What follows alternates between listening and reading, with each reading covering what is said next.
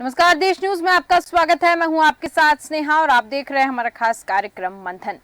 तो कांग्रेस अध्यक्ष मल्लिकार्जुन खड़गे ने दिल्ली के रामलीला मैदान में न्याय संकल्प सम्मेलन के तहत पार्टी कार्यकर्ताओं को संबोधित किया है और लोकसभा चुनाव से पहले उत्तराखंड और उड़ीसा के बाद ये उनका तीसरा कार्यकर्ता सम्मेलन है।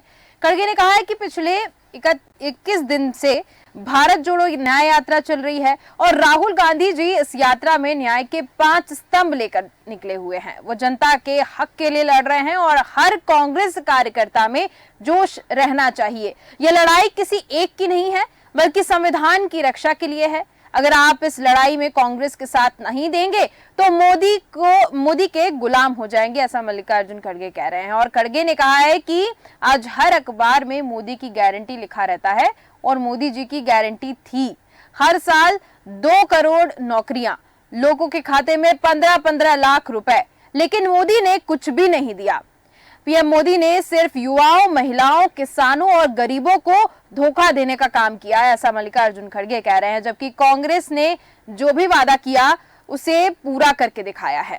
उन्होंने कहा कि आज देश के सरकारी विभागों में 30 लाख पद खाली हैं और पीएम मोदी नौकरियां इसलिए नहीं दे रहे हैं क्योंकि इसमें आरक्षण से SC, ST और OBC के लोग आएंगे।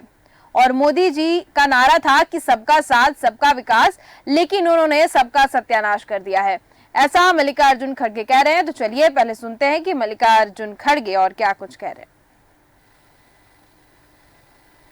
ये लड़ाई सिर्फ किसी के लिए नहीं है, ये लड़ाई है देश के डेमोक्रेसी को बचाने का, देश के लोकतंत्र को बचाने का,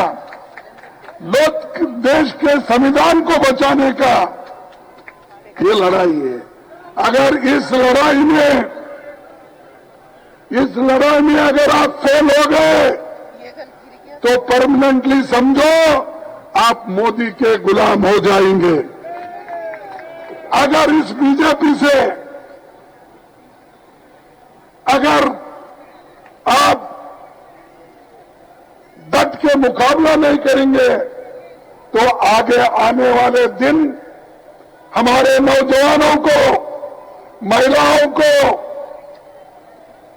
शेड्यूल कास्ट को, शेड्यूल ट्राइब्स के लोगों को, OBC को, कर्मचारियों को, इन सब को तकलीफ होगी। अभी तकलीफ हो रही है। तो वही मल्लिकार्जुन खड़गे का अपने ये संबोधन सुना, कार्यकर्ताओं को संबोधित कर रहे थे और लगातार भारतीय जनता पार्टी और नरेंद्र मोदी पर निशाना साधते हुए नजर आए। आज इसी पर हम चर्चा करेंगे। मेहमान हमारे साथ जुड़ चुके हैं। नवीन प्रशाली जी बीजेपी के प्रवक्ता उत्तराखंड से जुड़े हैं, साथ ही साथ दिनेश निगम जी हमारे साथ राजनीतिक विश्लेषक जुड़ चुके हैं और डॉक्टर आलोक सोती जी हमारे साथ समाजसेवी जुड़ चुके हैं। आप सभी का बहुत बहुत स्वागत है। सबसे पहले क्योंकि इसमें राजनीतिक पार्टी का बयान मल्लिकार्जुन खड़गे अब इंडिया गठबंधन के एक प्रमुख चेहरों में से एक माने जा रहे हैं, तो उनका बयान, तो दिनेश निगम जी आपके पास आऊंगी। आपसे जानना चाहती हूं कि जिस तरीके का उनका बयान सामने आया कि मोदी ने किसान, महिलाओं के लिए कुछ भी नहीं किया, कुछ भी नहीं करते नजर आए और उन्होंने सत्यानाश करके रख दिया, ऐसा कहना है। आपको क्या लगता है वास्तव में जब नरेंद्र मोदी एक प्रधानमंत्री के तौर पर प्रधानमंत्री के पद पर बैठे हुए हैं तो कुछ चेंजेस लाए गए हैं उनके द्वारा, या फिर कह सकते हैं मल्लिकार्जुन खड़गे जैसा कह रहे हैं कि उन्होंने कुछ भी नहीं किया है? क्या सही लगता है आपको? नहीं, देखिए, ये तो अब ये चूंकि राजनीतिक दलों का आरोप प्रत्यारोप का तो एक वो है, चलन बन गया है जी कि कोई अच्छा भी करेगा तो विपक्ष उसको दूसरे नजरिए से ही देखेगा, उनकी कमजोरियां निकालेगा और वो विपक्ष का दायित्व भी है। माने विपक्ष अगर कर रहा है ऐसा तो कोई गलत नहीं कर रहा है, क्योंकि उसका दायित्व होता है कि जो वादे किए हैं जिसने सत्ता में आने के पहले और सत्ता में आने के बाद अगर उन बिंदुओं पे विचार नहीं करते तो निश्चित रूप से विपक्ष का दायित्व होता है कि वो उसमें टिप्पणियां करे, उसमें उसका विरोध करे, आम जनता को ये बताए कि नहीं ऐसा कहा गया था और ऐसा नहीं किया जा रहा जी। पर सवाल ये भी है कि जब सर्वोच्च पद में कोई बैठता है तो हर चीज की गरिमा होती है, सम्मान होता है, उस पद की गरिमा होती है जी। कहने वालों को कम से कम इतना जरूर कहना चाहिए कि शब्दों का उपयोग वो कुछ भी करें है ना, ऐसे शब्दों का उपयोग करें जो मर्यादा के अंतर्गत आता हो, है ना। ऐसे शब्द नहीं बोले गरिमा में पद में बैठे हुए लोगों के लिए जो थोड़ा सा अनपढ़ा टाइप लगे, अटपटा टाइप लगे। क्योंकि आज का आप देखिए कि आज का जो युवा है ना, आज का जो युवा है उसका जो एक झुकाव है वो इन के इन प्रकार है तो मोदी के तरफ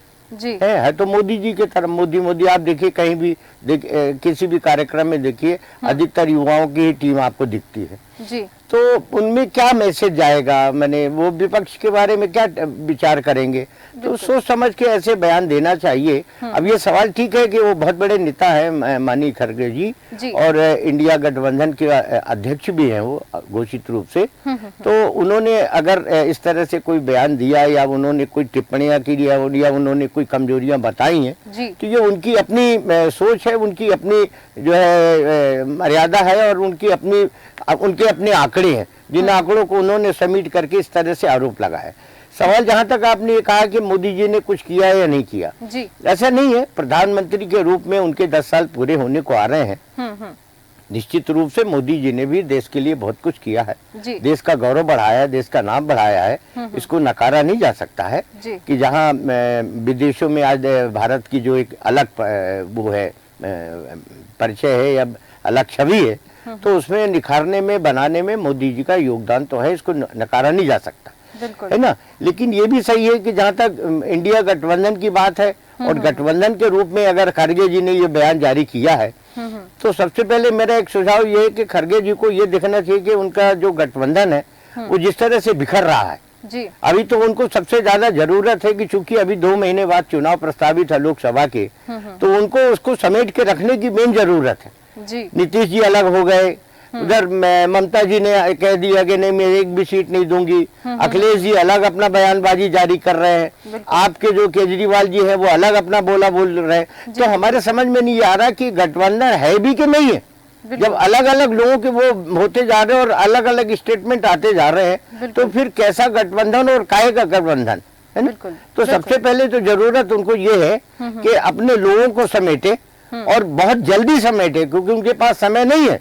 2 महीने के अंदर चुनाव हो और चुनाव के पहले ये समेट करके उनको अपनी रणनीति बनानी चाहिए, अपने जो भी कैंडिडेट डिक्लेयर करने, जो कुछ भी उनको करना वो करे, लेकिन जल्दी करे, जो भी करना उनको जल्दी करना चाहिए, ऐसा मेरा सुझाव है। बिल्कुल बिल्कुल आप सही कह रहे हैं कि इंडिया गठबंधन की जब बात आ रही है तो गठबंधन अगर हम कह रहे हैं तो यहाँ पर सब बिखरे हुए नजर आ रहे हैं, तो इनका गठबंधन तो साफ दिख नहीं रहा है। आलोक सूती जी आपके पास आऊंगी, जानना चाहती हूँ कि जिस तरीके से आज मल्लिकार्जुन खड़गे ने कहा कि मोदी जी ने कुछ भी नहीं किया है, किसानों की बात करते हैं, महिलाओं की बात करते हैं, और उन्होंने एक बात और कही कि आप साथ दीजिए नहीं तो मोदी जी के गुलाम बनकर रह जाएंगे। देखिए स्नेहा जी, इस राजनीतिक जो आपने आखिरी टिप्पणी की है इसको आप 2014 से देखिए। सबसे पहले केजरीवाल साहब ने कहा था कि मोदी को रोको नहीं तो जो है फिर जो है काफी समय तक जो है पुनः सरकार में नहीं आ पाओगे। अगर 19 के चुनाव देखें 2019 में तो उमर अब्दुल्ला साहब के जो बेटे हैं उमर अब्दुल्ला साहब, उन्होंने कहा था कि भैया 2024 की तैयारी करो, 19 को भूल जाओ। तो ये बड़े दूरदर्शी वाले राजनीतिक हैं और हमारे को बड़ा अच्छा अनुभव है। हम देखते थे कि एक समय हर पॉलिटिकल पार्टी जिसके पास अपने वोटर्स होते थे, एक बड़ा ग्रुप हो, चाहे वो अल्पसंख्यक का हो, चाहे एससी का हो, चाहे एसटी का हो या ओबीसी का हो, वो उन ग्रुपों को अपने वोटर्स को डर दिखाती थी और कहती थी कि भाई हम आपके शुभचिंतक, अगर दूसरा पक्ष आ जाएगा तो आपका बड़ा नुकसान हो जाएगा। लेकिन आज स्थिति बदल गई है। आज वोटर्स पे जो नहीं है, पॉलिटिकल पार्टी आपस में चर्चा कर रही हैं कि भाई साहब मोदी को रोक लीजिए वरना जो है आप जो है फिर पुनः सत्ता में नहीं आ पाएंगे। दूसरा हम प्रश्न का उत्तर देना चाहते हैं कि आप जैसा कि खड़गे साहब ने आज कहा एक लोग के लिए कुछ नहीं हुआ। सबसे बड़ी बात यह है कि आपने डीबीटी देखा कि डायरेक्ट बेनिफिट ट्रांसफर, जिसके अंतर्गत आप देखते हैं कि 2000 रुपए हर 4 महीने में जो है वो किसानों के खाते में चले जा रहे हैं। तो कुल मिला के इतना बड़ा अमाउंट जो डायरेक्ट ट्रांसफर हो रहा है, ये भी बड़ी ही आश्चर्यजनक बात है। दूसरी बात आप महिलाओं के लिए देख रहे हैं, तमाम योजनाएं चल रही हैं मुद्रा योजनाओं के तहत चल रहा है। आपने देखा था कि 1 करोड़ को लखपति बहन बना दिया गया। तो ऐसी तमाम योजनाएं हैं वो चाहिए। जहां तक कैटेगरी का सवाल है, आपने देखी सबसे पहले बीजेपी ने आके एक राष्ट्रपति जी जो दिया था वो अनुसूचित जाति का दिया था। उसके बाद पुनः जब राष्ट्रपति देने की बात आई तो उन्होंने जो है अनुसूचित जनजाति से कैंडिडेट्स को लाए। तो उनके सामने इस तरीके का, अभी आपने देखा जो भारत रत्न है वो कपूरी ठाकुर साहब जो कि बहुत ही ओबीसी से आते हैं, अति पिछड़ा से आते हैं, आज तक उनको देखा क्या, तो बीजेपी ने उनको भी भारत रत्न दिया। हालांकि आज और अच्छी खबर आई कि लालकृष्ण आडवाणी जी को भी आज बहुत प्रतीक्षित जो भारत रत्न वो आज उनको मिल गया। ये अच्छी खबर है। तो कुल मिला के ये बात है कि हर चीज को देखा। अभी आपने देखा कि स्टेट में 3 सरकारें मिली और तीनों को अलग अलग से ढंग से जो है करने की कोशिश किया गया कि ब्राह्मण चेहरा दिया गया, राजस्थान में ओबीसी चेहरा दिया गया मोहन साहब को, डॉक्टर मोहन को यादव जी को, और वहां पे जो है उससे आते हैं अनुसूचित जनजाति से आते हैं आपके छत्तीसगढ़ में। तो इस तरीके का उसने एक राष्ट्रीय पार्टी होके, एक कैडर बेस्ड पार्टी होके उसने चीजों को संभालने की कोशिश की है। जो ये बात जो है वो कांग्रेस और उनके एलाइड जिसको इंडिया कहते हैं, जिसमें N और D और A 3 अक्षर निकल गए हैं, केवल I बचा हुआ है, वही जो है स्थिति हो गई है। तो ये बात को समझे कि किस तरीके से आप चीजों का डिस्ट्रीब्यूशन कर रहे हैं, कैसे लाभार्थी को आप बढ़ा रहे हैं, कैसे आपकी जो योजना है, चाहे उज्ज्वला योजना चालू हो, चाहे स्वच्छ में जो है आपने जो है शौचालय बनाने के लिए आपने ऋण दिए, जिससे आपने देखा कि गंदगी रुकी, जिससे बीमारियां रुकी, और आपका जो बिल था, जो मेडिकल बिल था वो कम हुआ। और आपने सबसे बड़ी चीज देखी जो मुझे अच्छा लगता है, और मैं हमेशा कहता हूँ कि समाजवाद अगर लाया है तो वो बीजेपी लाई है, कि जो अंशुमान योजना है जिसमें 5 लाख तक का जो गरीबी की सीमा से नीचे, हम लोग भी यही कोशिश करते हैं, जो लाल कार्ड होता है, जो बीपीएल कार्ड होता है, कि भैया उसका जो है अंशुमान कार्ड बन जाए। तो क्योंकि वही बेचारे इस एडवर्स कंडीशन में काम करते हैं, जब बीमारी आती है तो बड़ी दिक्कत होती है। हम लोग पूरी कोशिश करते हैं कि उनको जो उनका अधिकार है वो मिल जाए, और पीजीआई या बड़े उसमें जाके वो इलाज ला सके अपना। तो ये संभव हुआ है, मैं अपनी आंखों देख रहा हूँ, इसका हम भागीदार होते हैं, ये तो भगवान की कृपा मानता हूँ एक समाज सेवी होने के नाते। तो ये सब चीजें जो गवर्नमेंट की स्कीम आ रही हैं, जो गरीबों तक, लाभार्थी तक पहुंच रही हैं, और हम लोग पूरी कोशिश करते हैं उनको गरीबों को मिले, वो अब जमीन पे धरातल दिखाई पड़ रही हैं। और जिसका नतीजा आपने 2014 में तो चलिए सबका परिवर्तन हुआ था, 19 में भी देखा, और 24 में भी आप देख रहे हैं कि कितना तरीके से खड़े हैं, जिससे कि जो सत्ता पक्ष है वो कितना डरा हुआ नजर आ रहा है। ठीक है, हमारे बीच हिमांशु बहुगुणा जी भी आ चुके हैं जो कि कांग्रेस के प्रवक्ता हैं। बहुत बहुत स्वागत है हिमांशु जी आपका। अभी मैं नवीन प्रशाली जी आपके पास आऊंगी, आपसे जानना चाहती हूं, क्योंकि बयानबाजी हुई है नरेंद्र मोदी को लेकर और भारतीय जनता पार्टी को लेकर, तमाम विकास के मुद्दों को लेकर कहा है मल्लिकार्जुन खड़गे ने, उसको लेकर आप क्या कहेंगे? देखिए, खड़गे जी ने जो अपनी चिंता जताई है, अपनी जो व्यथा जताई है, मैं कहना चाहूंगा कि, और मेरे से पूर्व दिनेश जी ने जो बातें कही थी कि गठबंधन को पार्टी से लड़ने के लिए बनाया गया था, लेकिन उन्होंने सब बताया था कि गठबंधन है भी या नहीं भी। और आज की स्थिति को देखें तो गठबंधन कहीं भी नहीं है, पंजाब से लेकर बंगाल तक सारा बिखरा हुआ है। ऐसे में कांग्रेस की जाहिर है, उन्होंने जो बयान दिया उसको लेकर मैं यही कहना चाहूंगा कि जो यहाँ पर राज कर रहे थे वो राज में खत्म हो गए। तो उसके बाद परिवारवाद के रूप में लोकतंत्र की उंगली ओढ़कर जो राजस्थान चला रहे थे, उन पर मोदी जी के आने से बड़ा कुठाराघात हुआ है। इस देश की जनता ने परिवार से लेकर कन्याकुमारी तक बिल्कुल खारिज किया। पिछले लोकसभा चुनाव में और मोदी साहब से लेके तमिलनाडु की जनता ने उनको नकारा, उनको हराया, उनके कह दिया। तो अब जो यहाँ पर एक नई राजनीति चल रही है, लोकतंत्र की जो राजनीति चल रही है, उसका प्रादुर्भाव माननीय नरेंद्र मोदी जी के आने के बाद हुआ, उसके भी सब पर दिक्कत आ रही है। आगे अपनी चिंता है। आज कांग्रेस पार्टी को बचाने के लिए कवायद में लगी है, इससे गठबंधन बनाया था, लेकिन गठबंधन में कांग्रेस का नहीं दे रहा है, सब लोग पिटक गए हैं। अब आप देखिए कि दूसरा विद्यार्थी की बात करते हुए उन्होंने ये भी कहा कि हमें चुनाव के दौरान अपने बूथों पर ऐसे लोग चाहिए उद्यम से तुलना करते हुए, और तो जी के बयान पर कांग्रेस ने इतना हंगामा किया था। तो आप क्या कहें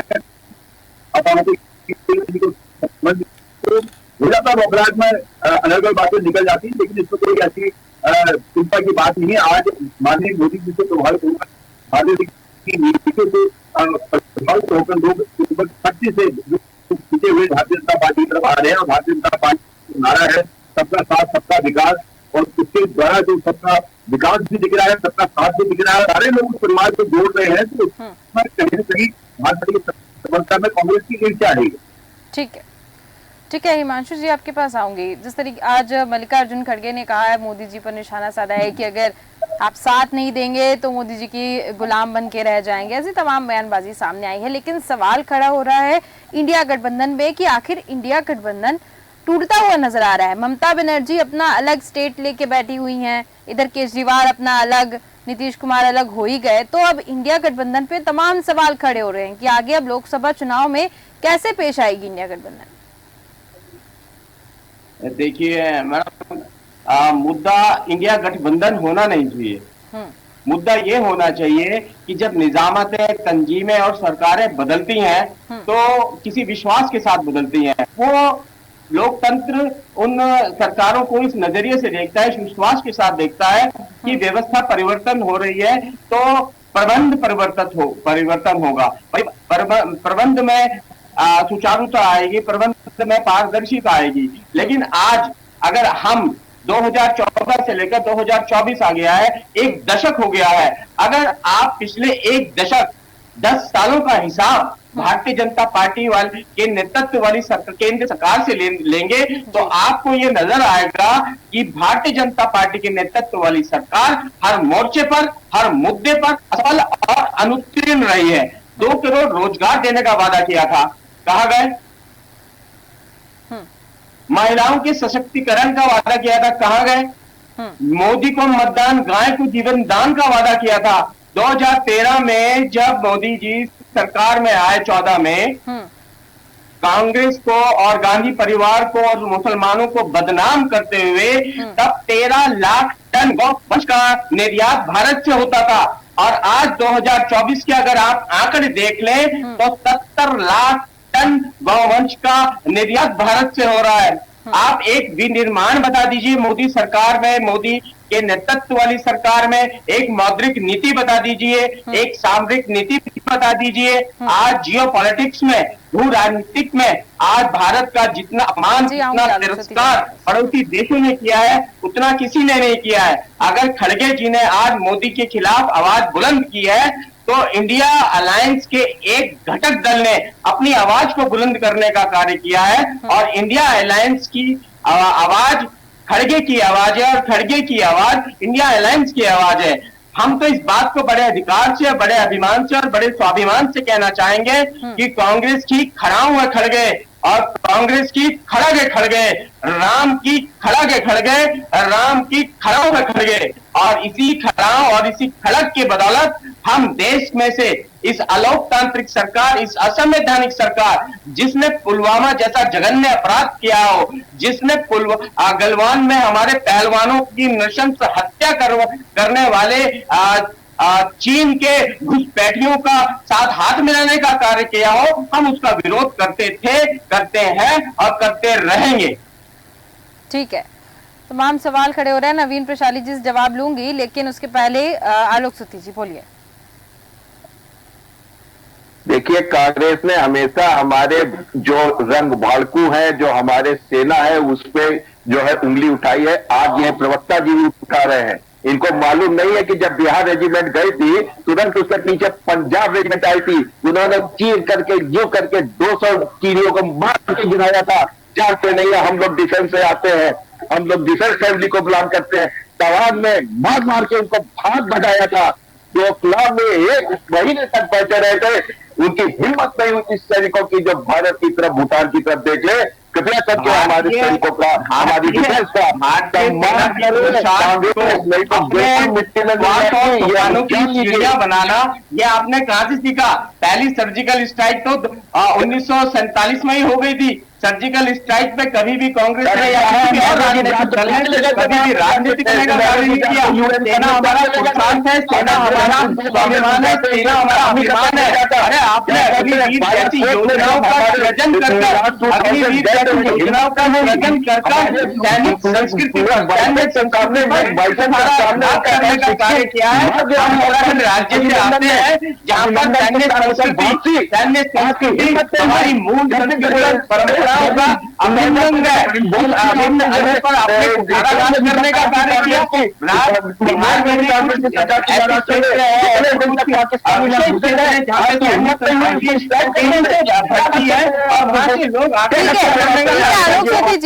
आलोक सोती आप बताइए, पहलवान के पहलवान चाइना से पहले कहा था कि लाल आके दिखाने का कार्य करूंगा, अब कहते हैं कि संवाद से समाधान निकालने का कार्य करूंगा। बिल्कुल बिल्कुल ठीक है हिमांशु जी। कायरता, इतनी भीरुता, मार मार के उनको भगा दिया है। 4 पॉइंट तक आए थे उनको, 10वीं पॉइंट पे बैठे हुए हैं। आपको मालूम भी है एलओसी में कैसे पेट्रोलिंग होती है, 4 पॉइंट से 10 पॉइंट के बीच के अंदर होती है, और वो बढ़ते हुए चले आ रहे थे। उनको मार के बाहर के भगाया। यहाँ पे राजनीतिक मुद्दों पर चर्चा कर रहा है, मुद्दों पर चर्चा कर रहा है। जो वहां पे जाके मेरे को पता होगा, महाभारत का संजय नहीं, मेरे को पता होगा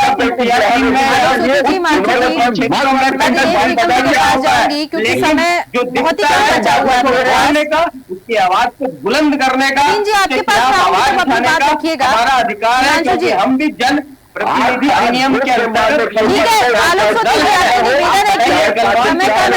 साथ क्या हुआ आप बताइए? पुलवामा में क्या हमने अपराध किया जो षड्यंत्र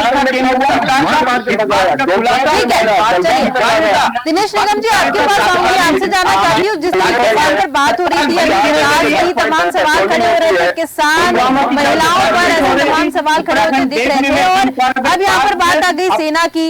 सेना को लेकर जैसा कहा है, हमारे हिमांशु जी जुड़े हुए हैं, उन्होंने पुलवामा के ऊपर कहा है ऐसे, तो उसको लेकर काउंटर किया आलोक सोती जी ने। आपका इस पर मैं टिप्पणी इसकी आपके द्वारा नहीं चाहूंगी, क्योंकि हम बात कर रहे थे किसानों की, यहाँ पर महिलाओं की और तमाम बयानबाजी की बात कर रहे थे।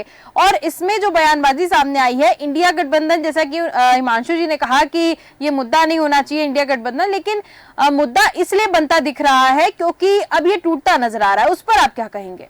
नहीं, ये तो जाहिर है, प्रत्यक्ष उदाहरण है। आप देखिए ना कि मैंने अभी पहले भी कहा, हाँ। ममता जी को देख लीजिए, अखिलेश जी को देख लीजिए, केजरीवाल जी को देख लीजिए, इन सबके दृष्टिकोण अलग अलग है, सबके बयानबाजी भी अलग अलग हो रही है ना। तो अपन उसको कैसे माने कि आज भी एकजुट है ना, और एक नेतृत्व में के काम करेंगे इंडिया ने, जो उन्होंने गठबंधन बनाया है ना। ये बहुत गंभीर विषय है। इसमें कांग्रेस को सबसे ज्यादा चिंता करनी चाहिए।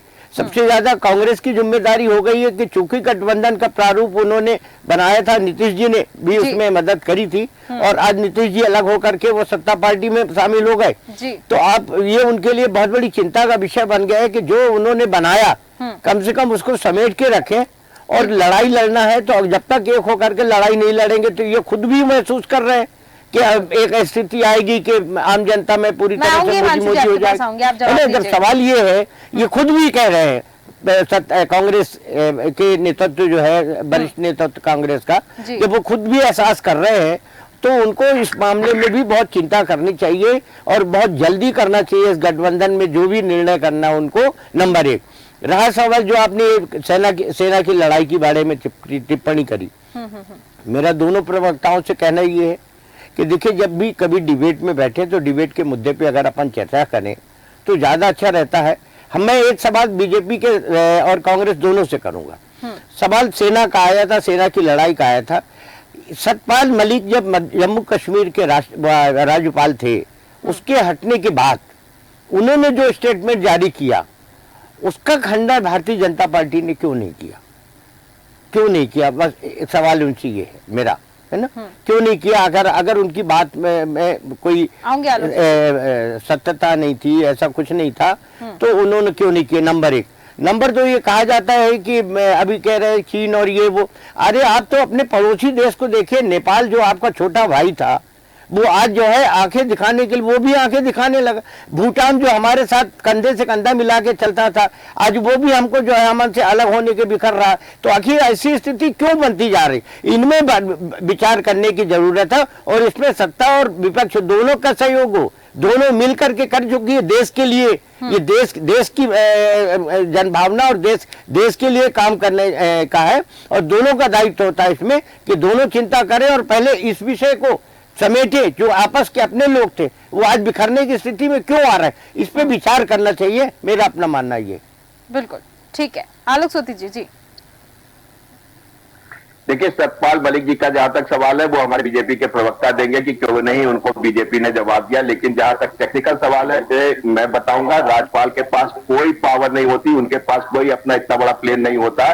जो वो कह रहे थे कि हमसे कहते तो मैं खुद उनको प्लेन अरेंज कर देता हूँ। जो है होती है उसको आने जाने की एक निश्चित तरीका होता है, एक निश्चित प्रोटोकॉल होता है, उसके तहत ही चलती है।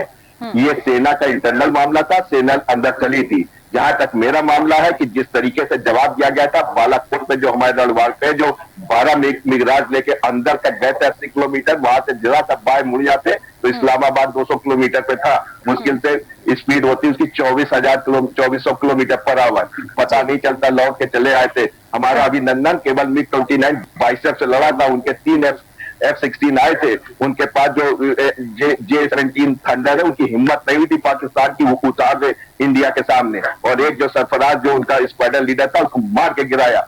मैं जानता हूं, और अगर ये सरनेम देख रहे होंगे तो उनको मालूम होगा कि इस शहर में किस मतलब कौन रहता है। तो देखिए इस बात को जानिए कि ये टेक्निकल बात थी, इस टेक्निकल बात को समझो कि इंडिया डिफेंस रूप से बहुत ही स्ट्रांग हुआ है। उसके बारे में इस तरीके की टिप्पणी करना मैं कभी भी नहीं पसंद करता, न सुनना चाहता हूँ।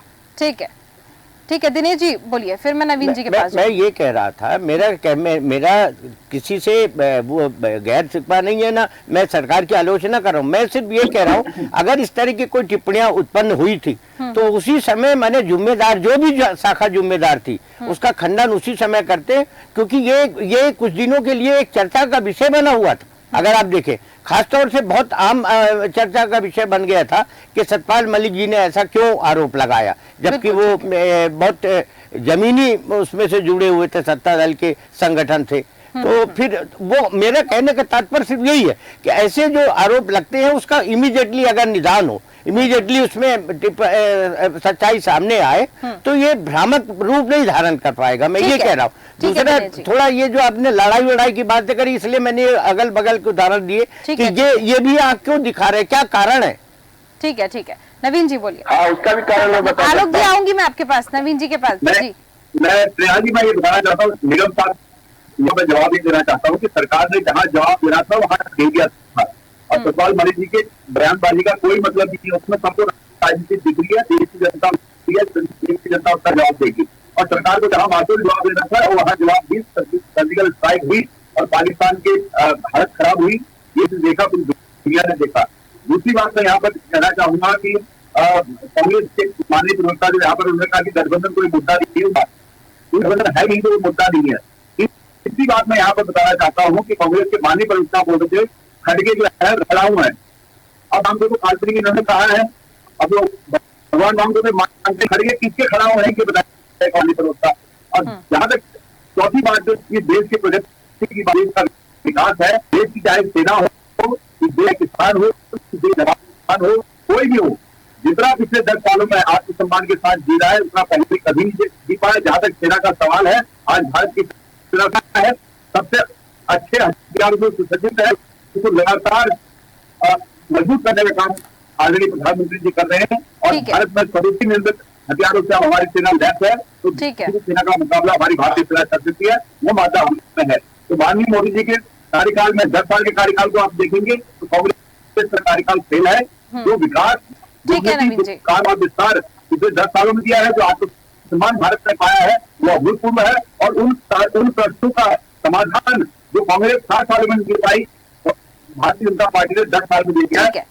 ठीक है हिमांशु जी, हिमांशु जी, क्योंकि समय मेरा पूरा समाप्त हो चुका है, लेकिन मैं कुछ सेकंड आपको देना चाहूंगी नवीन जी के सवाल के जवाब के लिए। उन्होंने कहा कि खड़गे जी को आपने खड़ाऊ कहा, जब राम जी को मानते नहीं है तो फिर खड़ाऊ किस बात का, उसका जवाब मैं चाहूंगी, फिर मैं चर्चा को समाप्त करना चाहूंगी क्योंकि समय समाप्त हो चुका है। मैं इस बात को बहुत ही अच्छी तरह जानता हूं कि जो माननीय प्रतिनिधित्व के रूप में भारतीय जनता पार्टी के प्रतिनिधि के रूप में यहाँ पे आए हुए हैं, वो महाभारत के संजय तो है नहीं जो खड़गे जी के मन की बात जान ले कि वो राम को मानते हैं या राम को नहीं मानते हैं, राम को जानते हैं तो नहीं जानते।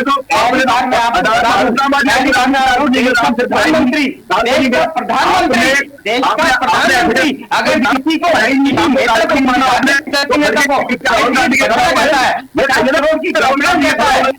कांग्रेस विधवा देता है, गोपनीय है या नहीं। 1947 से लेकर आज तक कारगिल का युद्ध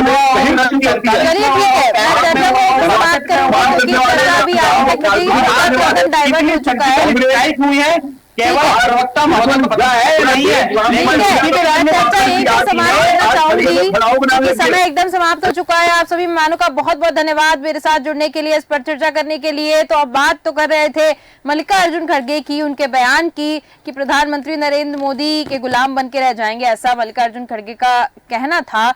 दरअसल लोकसभा चुनाव की तैयारियां हैं और ऐसी बयानबाजी सामने आती रहेगी, लेकिन इंडिया गठबंधन और भारतीय जनता पार्टी अगर हम बात करें, दोनों की तैयारियां दिख रही हैं और अब आगे चुनाव ही बताएंगे कि जनता किसको चुनती है, जनता किसके साथ जाती है, ये देखने वाली बात होगी। तो फिलहाल के हमारे इस खास कार्यक्रम में सिर्फ इतना ही। देखते रहिए देश न्यूज। नमस्कार।